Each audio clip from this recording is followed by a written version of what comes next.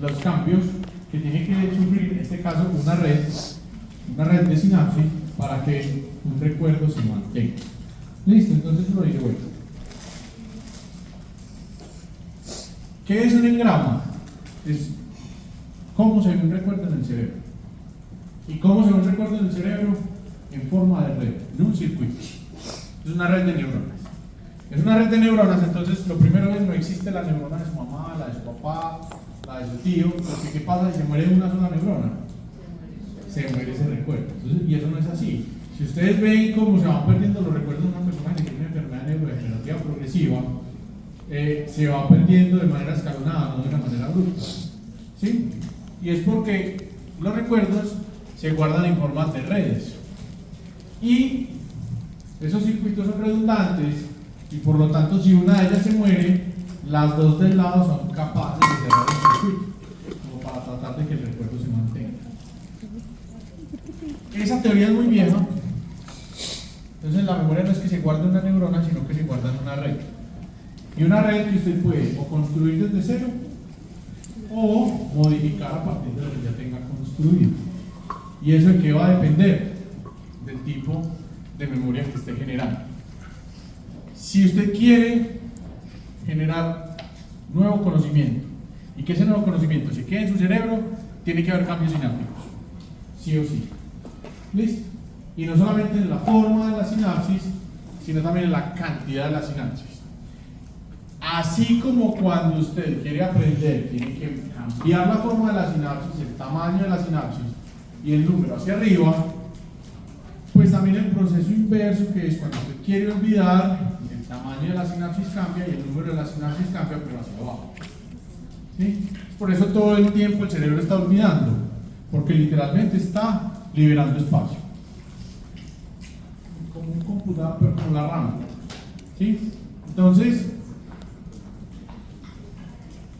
hay una teoría muy grande y es los cambios según los diferentes tipos de memoria, es memoria procedimental, o sea, los núcleos de la base, o memoria episódica, que es la línea del tiempo, o memoria declarativa, que es la línea del tiempo y todos los hechos y los eventos y todo lo que usted sabe.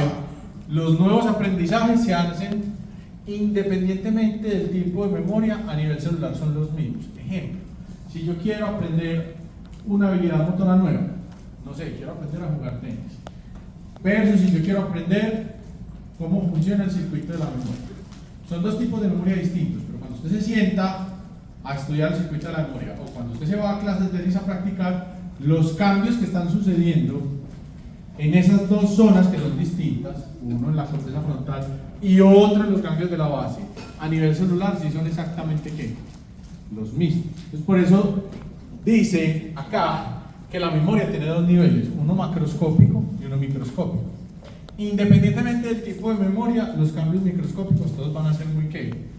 Parecidos. Independientemente de que sea para chutar un balón o para resolver el trinomio cuadrado perfecto. ¿Listo? Pero que sí está claro que a pesar de que los cambios microscópicos son los mismos, no se dan en los mismos circuitos, que ahí es donde está la diferencia. ¿Listo? Por eso dicen que la memoria tiene dos niveles, un nivel celular, que son los cambios moleculares y morfológicos, proteínas, señalización, segundos mensajeros, moléculas que se liberen, o cambios estructurales de la sinapsis. Dice que son comunes a cualquier tipo de memoria y por eso es homogéneo, o sea, siempre es muy parecido. ¿Listo? Pero son en diferentes regiones del cerebro, según el tipo de memoria. Entonces, estos cambios siempre se dan igual, pero en diferentes regiones del cerebro. Por eso dicen que a nivel celular es igual, pero a nivel de sistema es en sistemas distintos, en circuitos distintos. Es por allá donde vamos. Entonces, miren este ejemplo. Está registrando una neurona, ¿sí? Que hace parte de un circuito. ¿Listo? Y si ustedes ven, si alguien ha visto alguna vez la Guerra de las Galaxias, esta persona pues era fanática, pues por eso pues eran las películas que más le gustaban. Y aquí abajo lo que cuantifican es, cada palito de estos azules es un potencial de acción. Es una medida indirecta, pero son potenciales de acción. Cada vez que le muestran ese es el actor que encarnó en varias películas a Luke Skywalker. Y miren que independientemente que le pongan la cara en diferentes perfiles, o que le pongan el nombre, o que le pongan el audio del nombre, ¿qué hace esa neurona? Entonces no es que usted guarda. ¿Cuál es el mensaje de eso? ¿Ustedes qué creen? Que usted tiene un circuito específico para estímulos relacionados, pero que son muy distintos. ¿Sí? O sea, el cerebro no se tiene que poner a construir un circuito para el nombre, un circuito para el audio, un circuito para la cara. No, tiene un solo circuito que se alimenta de todas las formas. ¿Sí? Entonces usted reconoce a su mamá viéndola o escuchándola. ¿Sí? Es el mismo circuito. Y miren lo que pasa si a ese circuito le ponen un actor asociado a esa película y le ponen un actor completamente ¿qué? Diferente. La respuesta no es cero, pues porque en películas tiene actores, pero entonces el cerebro agrupa los circuitos por estímulos similares. Miren que cuando le ponen actores que nada que ver, la tasa de disparo nunca llega a cero, pero es muy diferente a cuando es un estímulo asociado. Entonces usted dice, ¿yo por qué me tengo que sentar a estudiar hasta algo? A mí no me entra. Y salgo del parcial y de una se me olvida. Pero escucho una canción, no sé a ustedes qué música les gustará, que les guste, que no la escuchaba hace 9 años, yo no he repasado eso nunca en mi vida, y vuelvo y la canto como si nada, toda, de principio a fin. ¿Por qué creen que es eso? Supóngase que es un reggaetón. Bueno, ¿qué ha hecho usted desde ahí hasta acá? ¿Dejó de escuchar reggaetón? No. ¿Qué hizo estos 10 años? ¿Antes qué hizo con ese circuito? Lo volvió súper ¿qué? Claro, usted es experto en reggaetón, por así decirlo. Si usted lleva 10 años escuchando reggaetón y hace 8 años escuchó una canción y la volvió a escuchar y la cantó de pe a pa, y dice, ¿ya a mí por qué no me pasa esto? Esto para ustedes es completamente ¿qué? Nuevo y tienen que construir desde. Por eso hay que ayudarlos a construir. ¿Sí? Por eso se hacen mapas, por eso se repite, por eso es visual, por eso es texto, porque todo eso les ayuda a formar el mismo ¿qué? Circuito. Yo pues les digo, uno aprende más dibujando, otro aprende más escribiendo, otro aprende más leyendo, pero están haciendo el mismo ¿qué? O uno lo hace más fácil, otro les cuesta más. ¿Sí? Pero claro, ustedes se van a dar cuenta más adelante en la carrera, cuando les pregunten una cosa de hace 3 años, y dicen, uy, ¿por qué me acuerdo de este dato como tan random? ¿Es esto? ¿De dónde? ¿Sí? Y es porque ya el circuito se va a ir y cada vez hacen más conexiones, y a medida que lo vayan alimentando, esas conexiones aumentan en cantidad y en tamaño. Entonces cada vez se les va a hacer incluso más fácil alimentar y actualizar. ¿Sí?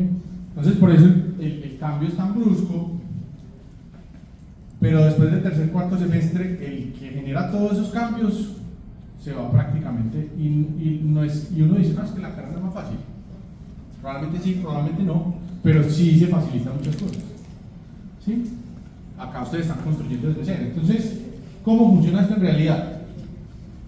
Entonces el cerebro hace un circuito a partir de varios estímulos del mismo evento. Ejemplo, aquí dicen, vean, usted vio un Mini Cooper naranjado en la calle 10, X, Y o Z. ¿Listo? Eso es memoria de qué? Sensitiva, que se vuelve memoria de qué? De trabajo.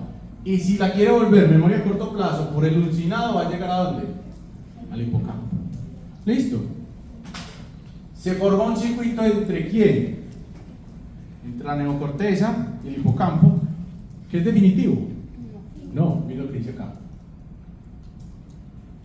No es relevante o no hay repetición. ¿Qué pasa rápidamente con ese circuito? Se desaparece. ¿Qué pasa con las claves que formaban ese circuito? Se desenlazan, y cuando usted se quiere acordar, hace 17 días, ¿cuántos Mini Cooper naranjados bajaron por la 10? ¿Qué le va a pasar? Listo. ¿Qué pasa?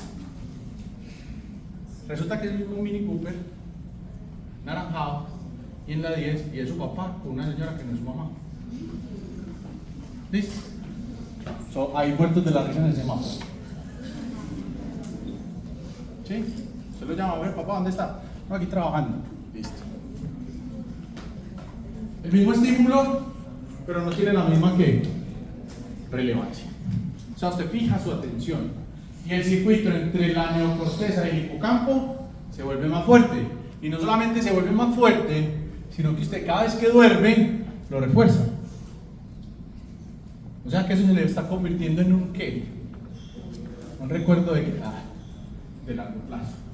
99.9% de las cosas que a uno le pasan todos los días por el frente son irrelevantes.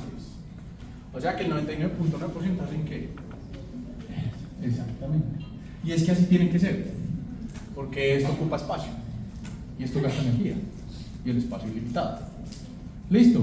Lo que sí es relevante durante el sueño, en unas fases que aparecen los usos del sueño y complejos K, que después se puede explicar sueño, se consolida. Y como se consolida, entonces, después cuando se tiene que acordar, ¿se le va a olvidar? No. Entonces, ¿yo qué les tengo que explicar? ¿Qué es lo que pasa para que un recuerdo o se vuelva así, o qué es lo que pasa para que un recuerdo se vuelva de la otra manera? ¿Listo?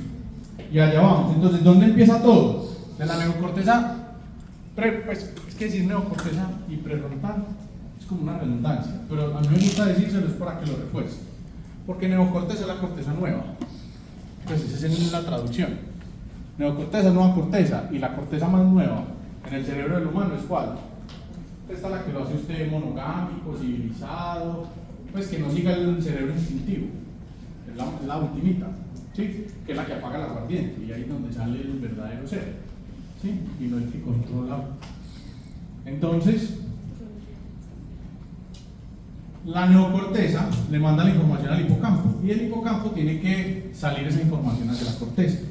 Para que la información, que la memoria de trabajo pase a corto plazo y la información de corto plazo se vuelva un recuerdo a largo plazo, tiene que hacer un proceso en el hipocampo que incluye estas sinapsis 1, 2 y 3 para salir luego ¿por dónde? Por el fornix. ¿Sí? De allí que esas sean las sinapsis que más se han estudiado para determinar la neurofisiología de la memoria. Todos los experimentos que yo les voy a mostrar son en estas rebanadas. ¿Y qué son la gran mayoría? Pues de memoria de corto plazo. Porque esas rebanadas, yo he hecho rebanadas tipo campo ratón. Esas rebanadas muy bien tratadas duran 12 horas. Entonces, después de 12 horas los cambios ya uno porque se murió. Entonces, uno trata de mantener algo lo más el tiempo mayor posible, pero digamos que 8 a 12 horas era lo que a mí me duraba. Algunos eran muy tesos y les duraban 14 horas, pero de ahí para allá, muy difícil. Entonces, en esta sinapsis es donde nace, entonces miren, ¿por qué se llaman así? CA, CA1, CA2 y CA3. ¿Por qué llaman así? CA. Porque esto parece que el cuerno de. Sí, cuerno, no, entonces le dicen así al hipocampo también. No lo voy a decir así, pues. Yo digo hipocampo, sinapsis CA1, CA2, CA3. Simplemente que dice el número, la información llega, pasa por la sinapsis 1, después por la sinapsis 2, después por la sinapsis 3. Y de ahí viaja hacia otras regiones. Entonces, cuando un recuerdo llega por la memoria de trabajo y se quiere volver un recuerdo de corto y posteriormente de largo plazo, esta es la estructura fundamental. Entonces, miren quién hay aquí, la neocorteza, donde los estímulos se guardan entre 20 y 30 segundos. Listo, que es la memoria de trabajo, que hay que tratar de mantenerla desocupada para poder concentrarse en lo verdaderamente importante. Listo. ¿Qué sigue de ahí? Entonces, miren que ya llega. Dice corteza perineal y corteza parahipocampal, o sea que el frontal llega al hipocampo por el uncinado. Y cuando llega al uncinado, entra al hipocampo. Y la información va sinapsis CA3, CA1, que ya la vuelta así, CA3, CA1, para salir por los cuerpos mobilares, o por el tálamo anterior, o por el acúmulo. ¿Por qué se va por esos lados? ¿Ustedes qué creen? Por muchas razones, por demasiadas, ¿sí? Que vamos a ver cuando damos emociones, pero hacia el núcleo accumbens para generar placer con lo que se está viendo o se está recordando, o disconfort, puede ser muchas de las razones, para el tálamo anterior, porque de ahí va a ir a hacer los cambios fisiológicos según lo que usted esté recordando o que esté guardando.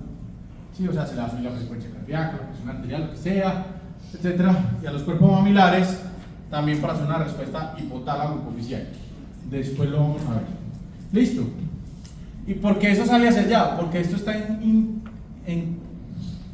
pleno contacto con esto. ¿Qué es esto? No, bueno, entonces pilas. Cuerpos mamilares no es esto. Este es el hipocampo. Si este es el hipocampo, aquí al ladito que hay. Entonces cuando veamos miedo les voy a mostrar. Pero ¿cómo está fluyendo la información? Hipocampo, después viene ¿qué?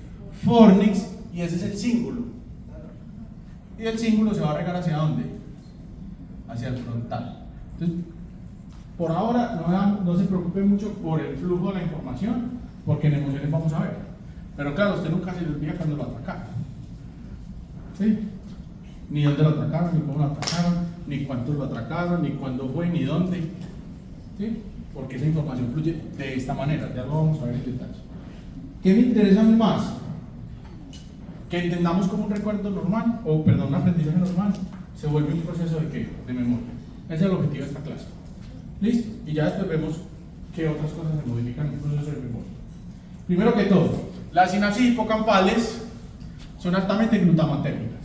Primer punto. O sea que si estamos hablando de glutamato, estamos hablando de AMPA y de NMDA y también de receptores metabotrópicos. Pero principalmente AMPA y NMDA. Acuérdense que por el AMPA entra sodio y por el NMDA entras ¿qué? Calcio. ¿Listo?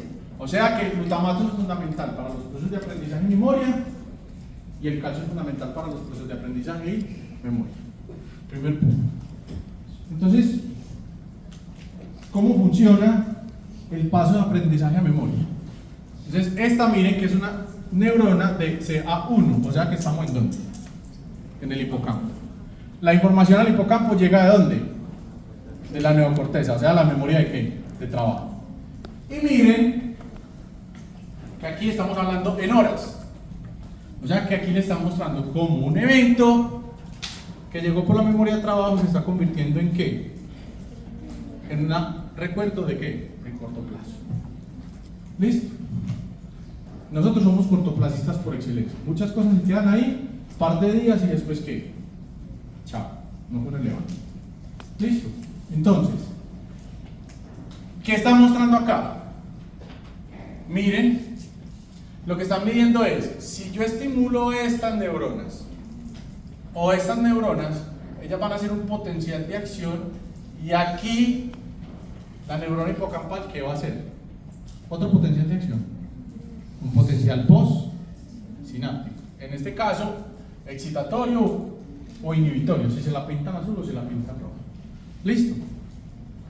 O sea que lo que están pintando aquí, miren, es lo siguiente. Lo único que les está mostrando es la altura del potencial postsináptico si yo hago una estimulación débil o si yo hago una estimulación ¿qué? Fuerte. Pues es que es muy sencillo. Si yo hago una estimulación débil versus si yo hago una estimulación fuerte, ¿qué le está pasando a la altura, o sea, la amplitud del potencial postsináptico? Se está aumentando. ¿El potencial postsináptico qué es? La entrada de sodio y ¿qué? Calcio a la neurona postsináptica, que en este caso está ¿en dónde? En el hipocampo.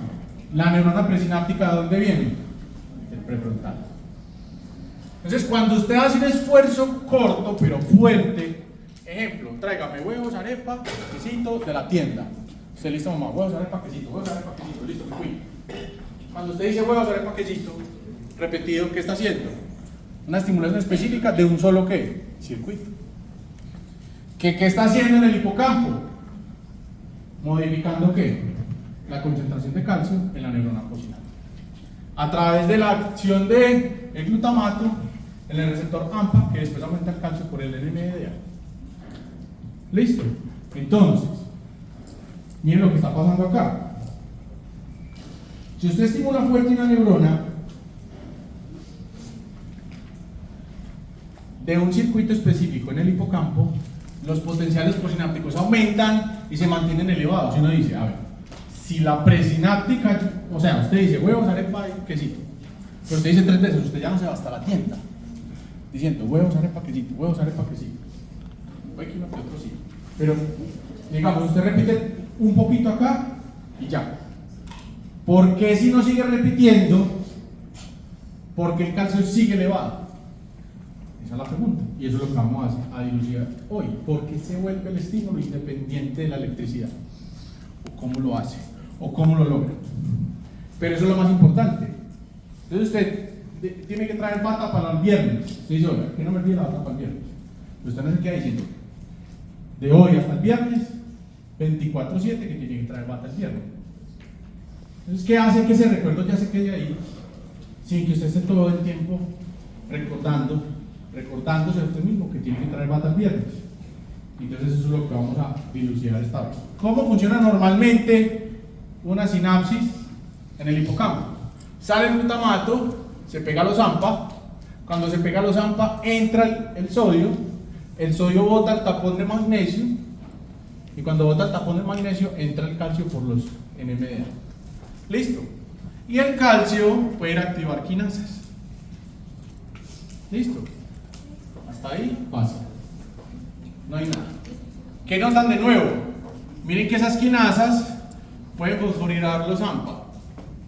O sea que si yo activo estas quinasas y los fosforilo, por aquí puede entrar más que sodio, quiero dejarlo abierto y ya no necesito a quién, al neurotransmisor, el canal ya se queda abierto en la sinapsis. Pues no me tengo que quedar repitiendo todo el tiempo lo mismo. Primero. Segundo, estas quinasas miren que hace que se migren más canales. Entonces, ¿cómo así? Pues así, miren. Este es en el momento usted antes de que le pidieran el favor. Este es usted justo cuando le piden el favor. Y este es usted después de que repitió varias veces y va a hacer el favor. ¿Qué le pasó? A los canales aumentan la permeabilidad y aumentan el número. ¿Sí? Cuando hay un cambio estructural secundario, un proceso de memoria, eso es lo que se llama un engrama, y es la huella que dejó el proceso de ¿qué? De aprendizaje para convertirse en un proceso de ¿qué? El primer mensaje: usted se concentra en un estímulo específico, en un circuito específico, hace una estimulación de alta frecuencia y de corta duración. Esa estimulación de alta frecuencia y corta duración es la pre, que es la memoria de trabajo, estimula la post, que es la neurona en el hipocampo. Esa sinapsis es glutamatérgica, y los estímulos de alta frecuencia y corta duración hace que entre más sodio y por lo tanto hace que entre más calcio. Y el calcio activa unas quinasas, y esas quinasas fosforilan los AMPA para que siga entrando más sodio, y fosforilan vesículas que tienen AMPA para que salgan a dónde. Y entonces ahora con un estímulo mucho menor, con menos neurotransmisora, hay más disponibilidad de canales y por lo tanto el potencial posináptico va a ser ¿qué? Mayor. Primer punto. Pero claro, para que a mí me quepan más canales, ¿yo qué tengo que hacer? Si yo antes era así, y cuando me pidieron el favor repasé, y después quedé así, ¿cuál es la diferencia entre esta y esta? La cantidad de canales, y miren, esto no es lo mismo que esto. O sea que esa sinapsis, ¿qué pasó? Aumenta de tamaño. ¿Sí? Eso es una huella, literalmente, que ocupa ¿qué? Espacio. Cuando yo les digo aprender ocupa espacio, y por eso hay que olvidar. Porque si no, ¿qué pasa con el espacio? Se acaba. ¿Sí? Entonces, ¿qué está pasando? Miren que cuando está entrando el calcio, por eso lo vamos a amplificar un poquito, el calcio activa la proteína quinasa C para fosforilar estos canales, pero se activa otra que se llama la CAM quinasa 2. Y esta CAM quinasa 2, fosforilada por el calcio, es la que trae más que canales. Resulta y acontece que aquí ninguno tiene el mismo nivel de CAM quinasa 2 que el otro. Hay ratones donde le sobreexpresan la CAM quinasa 2 con hacer una sola vez el laberinto, se lo aprenden para toda la vida. Le suprimen la camquinasa 2 y nunca aprende a ubicar el alimento en el laberinto. Entonces ya empiezan, es que a mí no me dieron camquinasa 2 entonces. Pues sí. ¿Sí? ¿Y por qué una vez se active esta, yo ya no necesito nada de actividad en la pre? Porque esta camquinasa se puede autofosforilar. Esa es la ventaja. ¿Listo? Entonces, vuelvo. Esta es una, miren, sinapsis antes de empezar un proceso específico, un minuto antes. Minuto 0, un minuto después del proceso de aprendizaje. Esto es una foto real de una espina. 2 minutos, 7 minutos. Listo. 30 minutos, 60 minutos. A los 60 minutos no está como en el minuto 1, pero tampoco está como en el minuto ¿qué? Menos 1. Por eso es fundamental que este primer estímulo se haga de manera adecuada. O sea, cuando usted trate de aprender algo, trate desde el principio que aprenderlo bien, porque es probablemente lo que más se le va a quedar guardado. Entonces usted dice, ya entendí, pero cada vez que me pregunta me acuerdo de la que me equivoqué, de la que no era, de la que no debía ser. O claro, yo me aprendí eso así y vaya pues cámbielo ya. Se puede. Lo que pasa es que cuesta un poquito más. Hombre, yo no le estoy diciendo que uno no puede aprender nada mal, no. Lo que pasa es que el primer aprendizaje es el que va a formar ese engrama inicial. Es como el de... Listo. Entonces, ¿qué llevamos hasta ahora? Miren. Si yo estimulo una neurona hipocampal, yo vengo con esta de base. Listo. Y la estimulo mucho. ¿Qué le pasa al potencial posináptico? Se vuelve más que grande. Pero si yo se lo empiezo a estimular a muy baja frecuencia, ¿qué significa eso? Que lo estoy usando de milagro ¿en qué? ¿En cuándo? Ese circuito, ¿qué le empieza a pasar al potencial posináptico? Empieza a disminuir. Lo que usted no usa, no repite.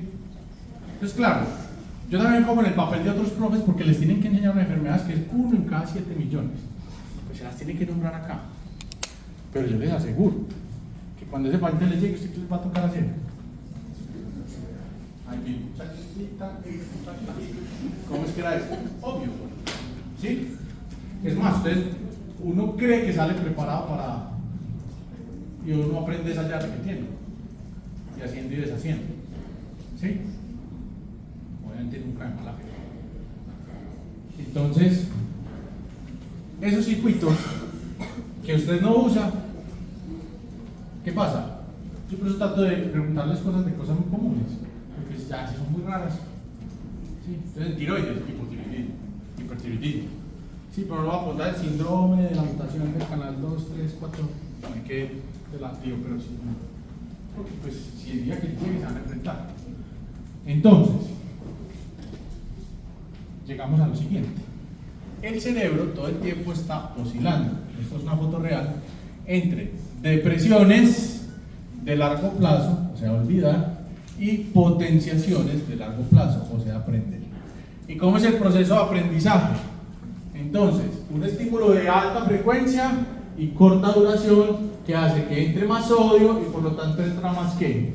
Calcio. Eso activa la camquinasa y la camquinasa fosforila los AMPA. Listo. Transporta más AMPA y si entra más sodio también entra más calcio. ¿Por dónde? Por los NMDA. Pero si el estímulo persiste, pasa otra cosa y es, miren, los canales normales antes de un proceso de memoria son 2B2B. Pero si la actividad sigue alta, o sea, usted sigue repasando en el mismo circuito, una de las unidades 2B se cambia por una unidad que 2A y así son más permeables. Y si son más permeables entra más que calcio. Entonces vamos a resumir. Usted quiere aprender algo a largo plazo, memorizar algo a largo plazo. Para memorizarlo, lo primero que tiene que hacer es aprender. ¿Qué significa aprender? Llevar la información de la neocorteza, por donde llegó, al hipocampo. Y ahí va por enunciado. Esa neurona es la presináptica. Va a llegar a la neurona posináptica. La neurona posináptica, si el estímulo se repite, porque está haciendo esfuerzo para aprenderlo, entonces los potenciales posinápticos cada vez se hacen más que grandes y por lo tanto entra más sodio y por lo tanto entra más que calcio. Ese calcio activa la canquinasa y la canquinasa fosforila los AMPA para que entre más que sodio. Si el estímulo persiste, o sea, usted sigue usando lo mismo, entonces ya se van a activar los NMDA y se va a cambiar la subunidad 2A por una subunidad ¿qué? 2B. Y si entra la subunidad 2B, va a entrar más que calcio. Y si hay más calcio, va a haber más canquinasa que activa. ¿Listo? Hasta ahí vamos. Pero ¿qué pasa si hay menos calcio? ¿Qué pasa si hay menos calcio? Entonces miren por ejemplo acá. ¿Qué le pasó a esta sinapsis? Dice, se forma una nueva sinapsis. Construir conocimiento desde cero. Por eso es que esto es lo que más cuesta. ¿Sí? Se fortalece. A veces se debilita, a veces se fortalece, pero se mantiene. ¿Listo? ¿De qué va a depender? De lo que usted siga utilizando ese circuito. Pero miren que simultáneamente, aquí había una cosita que aquí ya no quedó. No está. Su cerebro, como entra a esta clase, es 1. Y como sale es que. Por eso ustedes llegan tan cansados a la casa. Porque ¿qué estuvieron haciendo todo el día? Haga, quite y ponga. Quite y ponga. Obviamente, entre más jóvenes, más fácil ponen y más fácil quitan. No, plasticidad neuronal. Listo. Me acá pasando los años, la plasticidad se reduce. Y por eso cuesta más. ¿Sí? A usted, como persona, usted mismo dice: yo antes hacía esto más fácil, ya me cuesta más. ¿Sí? Porque la plasticidad se va perdiendo. Cuando llegan los papás inmigrantes al país nuevo, el primero que aprenden el idioma es ¿quién? El niño. Más plasticidad neuronal. Pero es el que más duerme también, porque a mayor plasticidad tiene que haber mayor reposo. Y por eso la plasticidad más alta de todos los recién nacidos y duermen 18 a 24 horas. Porque ellos están principalmente formando el cerebro. ¿Sí? Entonces, ¿y qué está pasando en ese punto? Entonces, claro, si usted hace estimulación y usa el circuito, ¿qué pasa con los potenciales posinápticos en ese punto? Son altos. ¿Hay más AMPA? Sí. ¿Hay otras unidades para el NMDA? Sí. ¿Hay más calcio? Sí. ¿Cierto? Entonces el calcio por lo general está por encima de 5 micromolar. Si usted por el contrario deja de usar eso, y son unas oscilaciones pequeñas y mínimas, el calcio es por debajo de ¿qué? De 1 micromolar. En vez de activar quinasas, activas ¿qué? Y si se activan fosfatasas, ¿qué le hacen a la canquinasa? ¿Y qué le pasa a la sinapsis? Exactamente. Entonces, ¿usa? No usa. Entonces, claro, usted aquí en este lado tiene guardada la canción de hace 8 años. Y cada vez que escuche una canción de un género, del mismo género, utiliza el mismo ¿qué? ¿Cómo lo mantiene? Intacto. ¿Sí? Se le olvida un pequeño detalle, una cosita, sí, pero nada comparado con las 15 proteínas de la membrana basal que fueron hace, no sé si todavía se las enseñan. ¿Sí?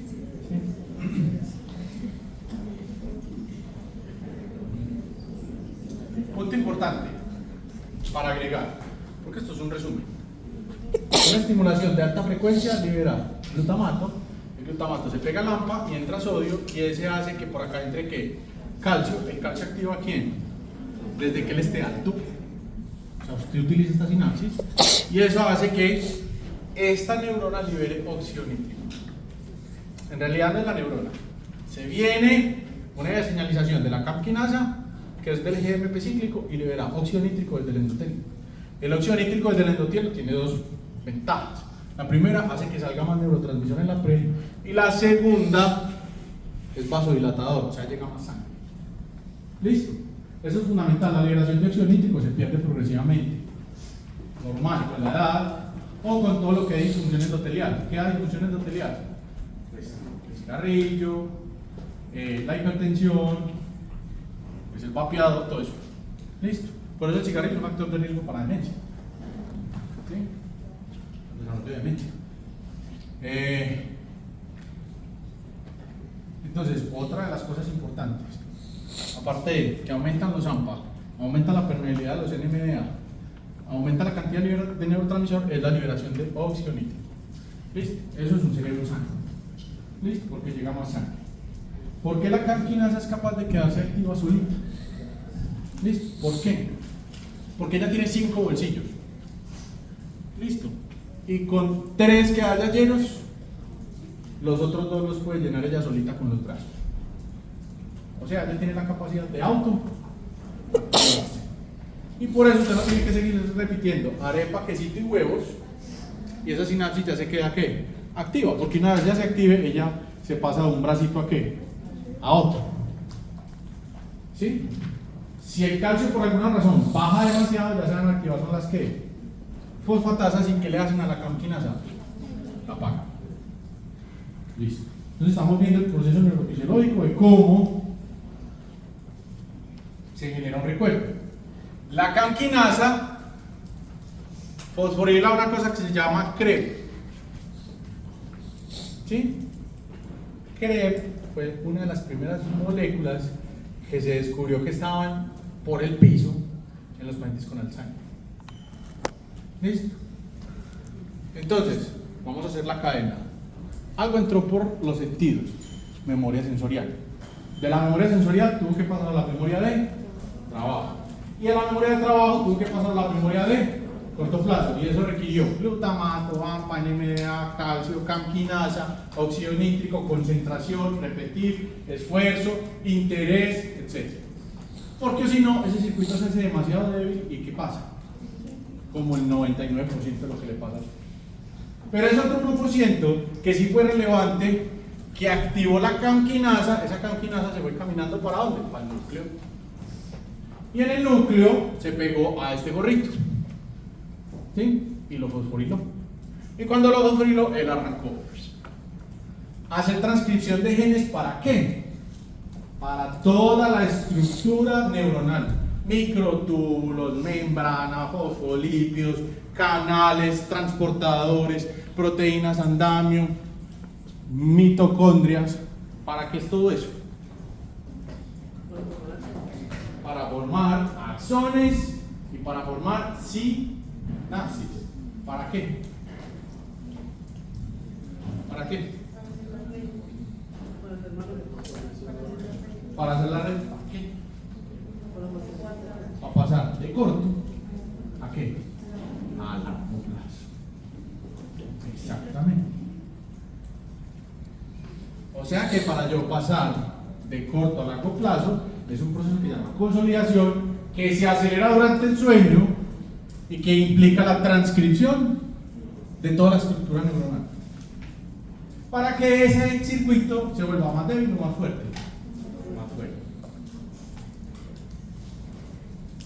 Y por eso usted escucha una canción de reggaetón una sola vez. ¿Y qué hace la segunda? Ya la canta. ¿Y cuál es la parte más fácil para cantar de una canción? Porque es el que más se repite. Punto. ¿Sí? Entonces usted mantiene ese circuito a todo. Funcional, grande, trófico, con mucha sinapsis, con una muy buena estructura. Para que usted se le olvide el reggaetón, no se le puede poner una neurona, se le tiene que morir todo un qué. Circuito, una red. ¿Listo?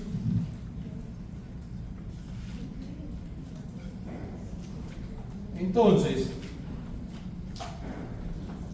con los ojos del alma, créanme, pero entonces aquí, glutamato, AMPA, NMDA, calcio, canquinasa. Canquinasa se va ¿para dónde? Para el núcleo, se pega y fosforila CREB, y CREB libera todas las neuronas que, todas las moléculas efectoras para convertir eso de corto a ¿qué? A largo. Si la persona no duerme, es donde está el detalle. Miren, se hace la vía de señalización, listo, Pero las personas que no duermen tienen niveles de fosfodiesterasa más altos. Y si los niveles de fosfodiesterasa son más altos, los niveles de ATP específicos son más que bajitos, porque ella es la que lo rompe, y los niveles de proteínquinasa A son más que bajitos. Por lo tanto, la cantidad de CREB fosforilado o canquinasa activa es que menor. ¿Sí?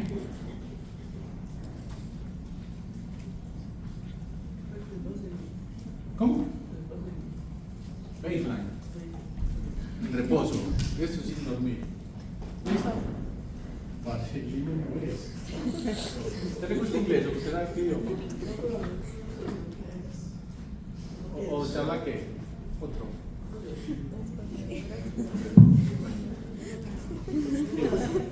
Porque vaselina con la de pequeño. No. Pero no me gastas que yo me distraigo. Listo. Entonces, ¿usted dónde estudió?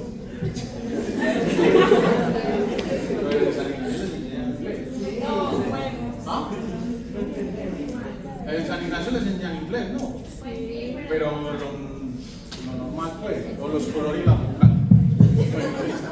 Yo creo que no. Bueno, ya, me voy a aterrizar. Entonces,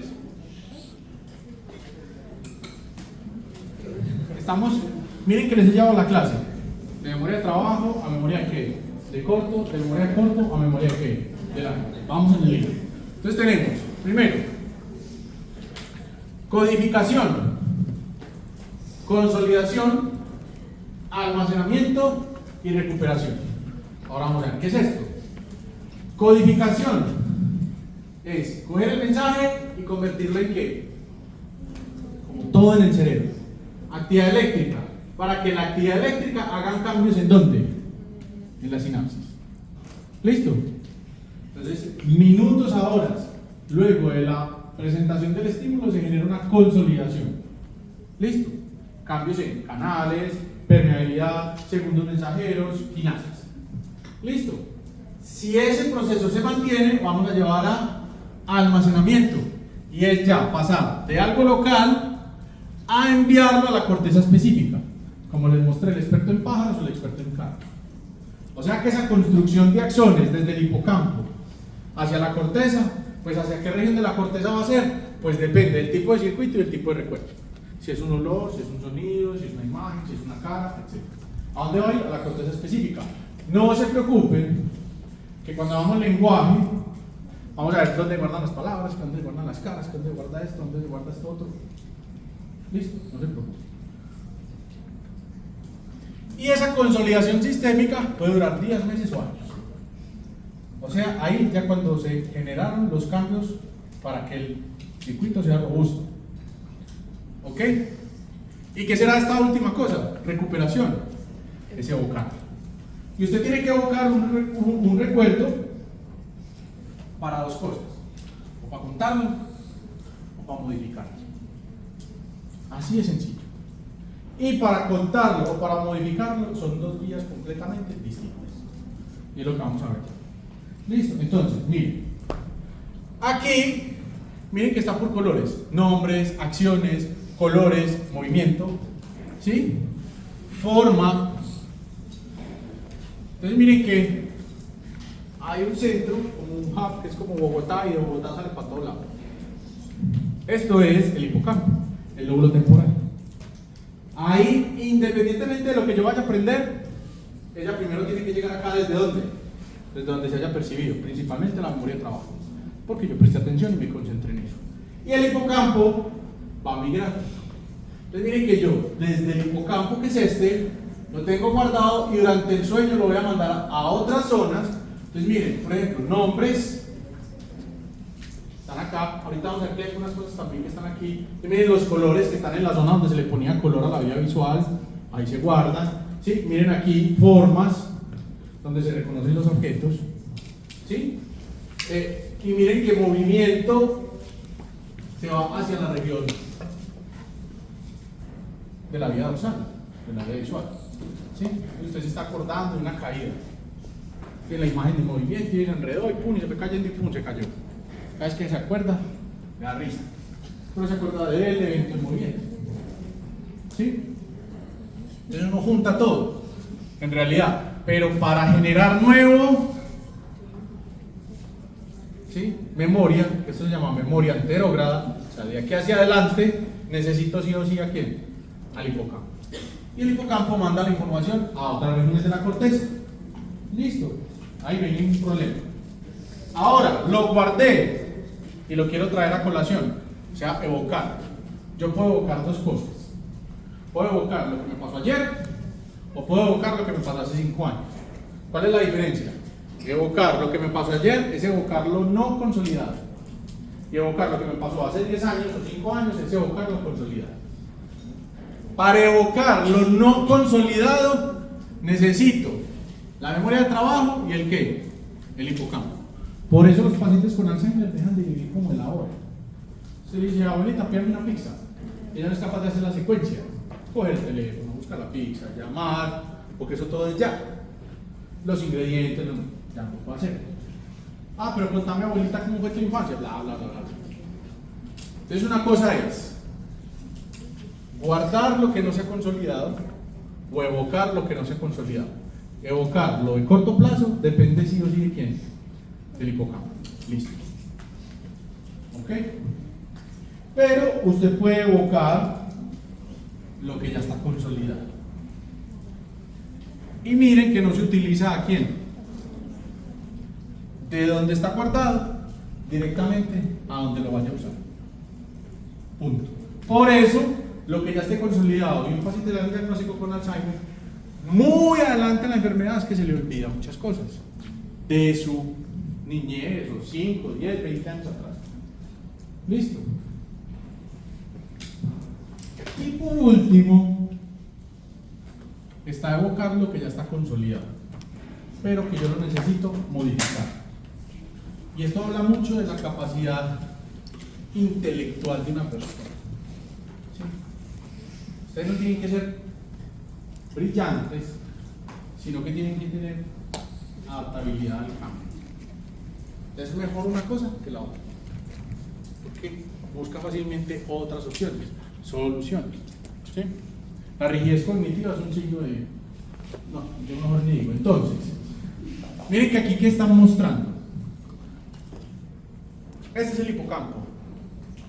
Está mandando la información ¿hacia dónde? Hacia la corteza. ¿Qué está haciendo? Haciendo un circuito de hipocampo-corteza, o sea que está haciendo un proceso de consolidación de corto a qué? A largo plazo. Listo. Allá es un circuito que se construyó desde el hipocampo, pero ya quedó en esa zona. ¿Lo puede usar? Sí, está consolidado. ¿Pero así lo puede actualizar? No. Pero lo puede usar. Por eso un paciente anciano con Alzheimer puede contar muchas cosas de hace mucho tiempo, no se le olvida, pero es porque no necesita el temporal, que es el que se está dañando. ¿Qué pasa? Si yo quiero hacer un update, una actualización de eso, entonces a usted le metieron a la casa y le robaron de qué cosa, las joyas de la mamá, no sé qué, no sé cuánto, están en las cámaras, usted acuerda las caras, y le escribe un tío, encontramos las joyas y cogimos a los ladrones. Usted nunca lo que le metieron a la casa, pero ¿qué tiene que hacer con ese recuerdo? Actualizarlo. Para actualizarlo, primero tiene que fijar su atención en el prefrontal, o sea, con memoria de qué? De trabajo. Y de ahí organizarlo en su línea del tiempo, o sea, traerlo a dónde? Al hipocampo. ¿Sí? Fácil. Vuelvo y resumo. Memoria sensorial. Memoria de trabajo. Memoria de trabajo, memoria de qué? Corto. Memoria de corto. Duermo, memoria de qué? Pero un pequeño porcentaje, la gran mayoría se quedó ahí. En los que de verdad fueron importantes subió el calcio, en los que no, bajó y esa sinapsis se desapareció. Pero los que de verdad son relevantes siguen reverberando, no porque yo siga pensando en eso, sino porque la camquinasa se activó tanto que es capaz de seguir funcionando ¿qué? Solita, así la neurona ya no dispara, ya no necesita sodio, ya no necesita calcio. Hago los cambios y mantengo ese recuerdo, genero el recuerdo. lo guardo en la corteza específica para ese recuerdo. Necesito traerlo, evocarlo, sin cambiarlo, lo traigo directamente a donde esté guardado, a donde lo necesite. Que lo voy a contar, entonces lo traigo a la corteza premotora, pues a Broca y lo voy articulando. Pero yo necesito modificarle. Necesito memoria de trabajo y volver a traerlo a dónde? Al hipocampo. ¿Listo? ¿Estamos o no? Preguntas hasta acá. ¿Será que les muestro este video? Sí, no sé.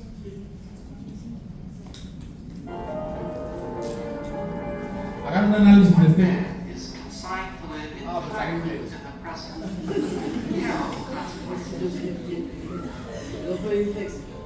Clive Mary has the worst case ever known. 20 years ago, he lost his memory, and now his wife, Deborah, is the only person he recognizes. Bueno, hace 20 años perdió la memoria. Bueno, no, sí, no voy a repetir lo que están diciendo, yo quiero es que analicen. A su esposa la reconoce. Vean, en este video pasa con Charlie, es que lo están entrevistando en el apartamento, como que la esposa los deja un momentico solos.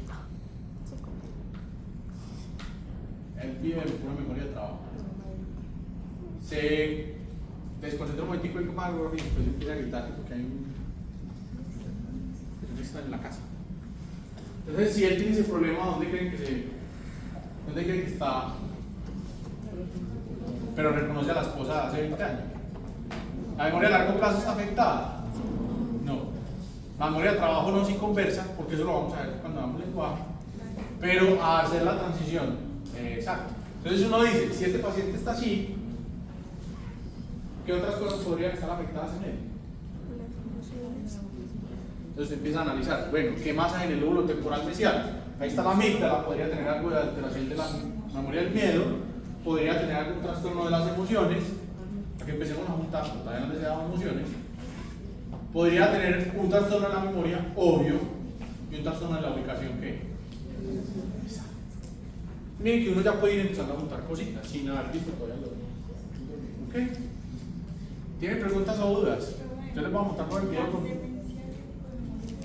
Depende, hay dos tipos, las demencias son un grupo muy grande de enfermedades, ¿cierto? Hay que descartar cosas, no sé qué, pero los dos grupos más grandes de demencia son demencia tipo Alzheimer y demencia frontotemporal, que son muy parecidas.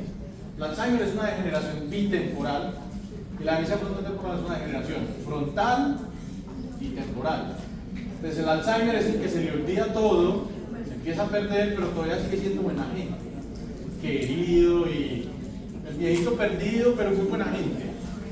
Y la demencia frontotemporal es el que se le empieza a olvidar todo, pero además le cambia qué.